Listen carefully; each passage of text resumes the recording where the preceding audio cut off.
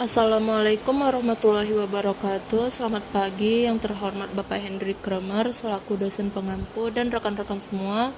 Pertama-tama marilah kita panjatkan puji dan syukur kehadirat Tuhan Yang Maha Esa karena atas rahmat-Nya kita dapat berkumpul di kesempatan ini dalam keadaan sehat. Perkenalkan, nama saya Ayunda Aditama dari kelompok 3 dengan NIM 2423019. Pada kesempatan kali ini saya akan mempresentasikan materi yang bertajuk Pengenalan Bahasa Indonesia dan Bahasa Melayu. Melalui presentasi ini saya berharap dapat memberikan wawasan baru dan berdiskusi bersama dengan rekan-rekan semua. Sebelum saya mulai, izinkan saya mengucapkan terima kasih kepada Bapak Hendrik Kramer atas bimbingan dan kesempatan yang diberikan untuk menyampaikan materi ini. Semoga apa yang saya sampaikan dapat bermanfaat dan membawa diskusi yang produktif. Asal-usul bahasa Indonesia dan bahasa Melayu. Bahasa Indonesia lahir pada tanggal 28 Oktober 1928. Pada saat itu, para pemuda dari berbagai pelosok Nusantara berkumpul dalam kerapatan pemuda.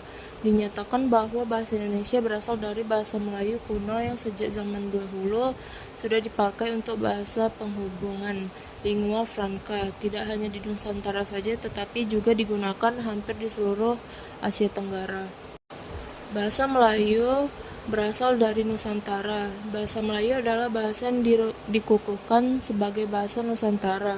Bahasa Melayu pertama kali ditemukan di Sumatera bagian selatan pada tahun 620 Masehi di daerah Jambi, yang kemudian menyebar di daerah Riau dan Semenanjung Tanah Melayu. Bagaimana bahasa Indonesia dan Melayu terkait secara historis? Sejarah hubungan bahasa Indonesia dan bahasa Melayu. 1. Akar sejarah dan asal-usul.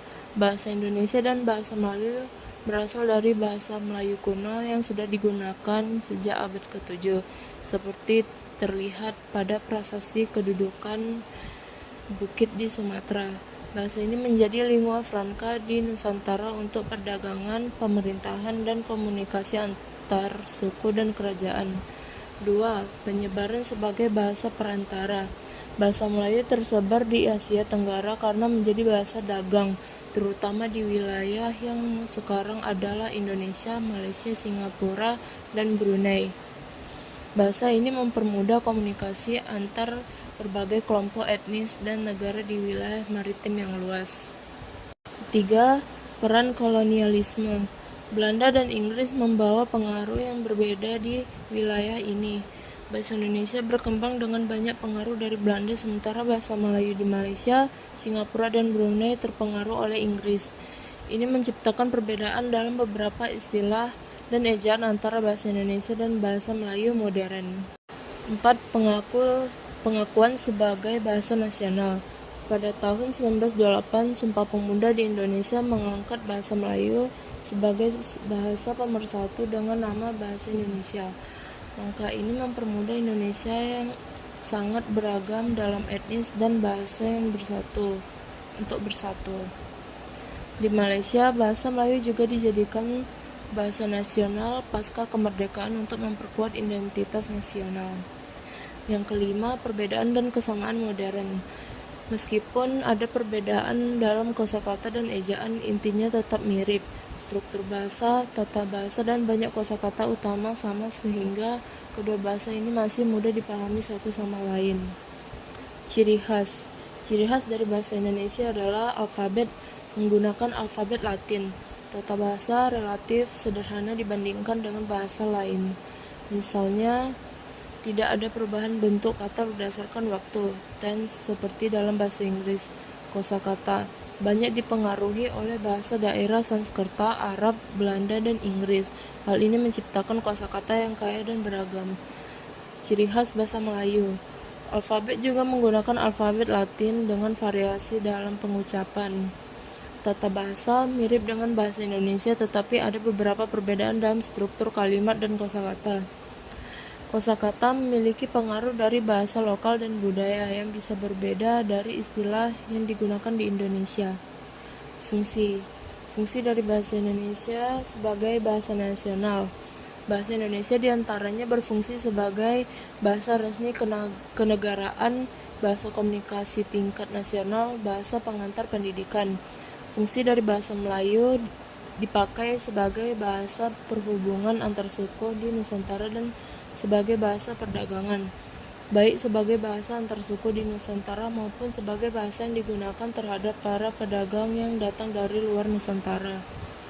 Perbedaan antara bahasa Indonesia dan Melayu. 1. Kosakata dan istilah. Bahasa Indonesia dipengaruhi oleh serapan dari bahasa Belanda seperti koran, surat kabar, dan kantor office. Bahasa Melayu lebih banyak menyerap dari bahasa Arab dan Inggris, misal kereta, mobil, dan belanja shopping. 2. Pengucapan. Bahasa Melayu, Malaysia, dan Brunei cenderung melafalkan kata dengan lebih pendek dan datar. Contoh, saya diucapkan lebih cepat menjadi sa. 3. Ejaan. Beberapa kata yang sama dieja berbeda, contoh anugerah Melayu dan anugerah Malaysia dan anugerah Indonesia. Kebolehan Melayu dan kemampuan Indonesia. Persamaan antara bahasa Indonesia dan Melayu. 1. Akar linguistik yang sama. Keduanya berasal dari rumpun bahasa Austronesia dan banyak berbagi kosakata dasar, terutama dalam istilah sehari-hari seperti makan, minum, rumah, dan jalan. 2. Struktur bahasa. Pola kalimat sederhana SPOK seperti saya pergi ke pasar berlaku di kedua bahasa. 3. Kata ganti orang. Kata ganti seperti saya, kamu, dia, dan kita dipakai di kedua bahasa. 4. Penggunaan alfabet Latin. Keduanya menggunakan alfabet Latin sejak zaman kolonial. 5. Kedekatan makna. Banyak kata memiliki makna yang sama atau mirip, misalnya buku, meja, dan hari. Perkembangan bahasa Indonesia dan bahasa Melayu. 1. Pengaruh kolonialisme. Bahasa Indonesia pada masa kolonial Belanda, bahasa Melayu dijadikan bahasa pengantar di Hindia Belanda, menyerap banyak kosakata dari bahasa Belanda seperti kantor dan polisi. Bahasa Melayu Malaysia di bawah Inggris.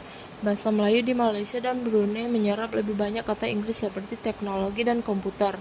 Efeknya, kolonialisme menyebabkan perbedaan kosakata di antara kedua bahasa, meskipun keduanya tetap bisa saling dipahami. 2. Dampak globalisasi. Integrasi kosakata baru. Globalisasi membuat kedua bahasa ini menyerap banyak istilah asing, khususnya dari bahasa Inggris seperti internet dan software. Bahasa internasional. Bahasa Indonesia dan Melayu mulai dilirik dunia internasional dalam ekonomi dan diplomasi, mempengaruhi kosakata baru yang masuk. Efek di sekitar profesional. Di kalangan profesional, bahasa Inggris sering digunakan menciptakan istilah campuran yang dipakai di percakapan sehari-hari. Tantangan dan peluang bahasa Indonesia dan bahasa Melayu di era digital. Tantangan. 1. Dominasi bahasa Inggris. Alasannya, bahasa Inggris mendominasi konten di internet dan teknologi, membuat penggunaan bahasa lokal tergeser. Contoh solusi inisiatif proyek bahasa lokal digital yang mengembangkan glosari atau kamus istilah teknologi yang diterjemahkan ke dalam bahasa Indonesia dan Melayu. Implementasi mengadakan kerja sama dengan perkembangan perangkat lunak untuk menyertakan istilah lokal dalam aplikasi mereka, misalnya menjaga terjemahan yang mengedukasi penggunaan tentang istilah dalam bahasa lokal. Yang kedua, kurangnya konten berkualitas. Alasannya, konten dalam bahasa Indonesia dan Melayu di platform digital masih sangat terbatas. Contoh solusi inisiatif program 1000 artikel bahasa lokal yang mendorong penulis untuk membuat artikel dalam bahasa lokal di bidang ilmu pengetahuan, teknologi, dan budaya. Implementasi platform seperti Kumparan atau Detik bisa dikolaborasi dengan penulis dan akademisi untuk mengisi konten berkualitas dalam bahasa lokal, memastikan akses yang lebih luas. 3. Rendahnya literasi dalam digital dalam bahasa lokal. Alasannya, banyak pengguna tidak tahu cara mencari informasi dalam bahasa lokal di internet. Contoh solusi inisiatif pelatihan Digital Literacy for All yang mengajarkan masyarakat cara mencari dan menggunakan informasi dalam bahasa Indonesia dan Melayu.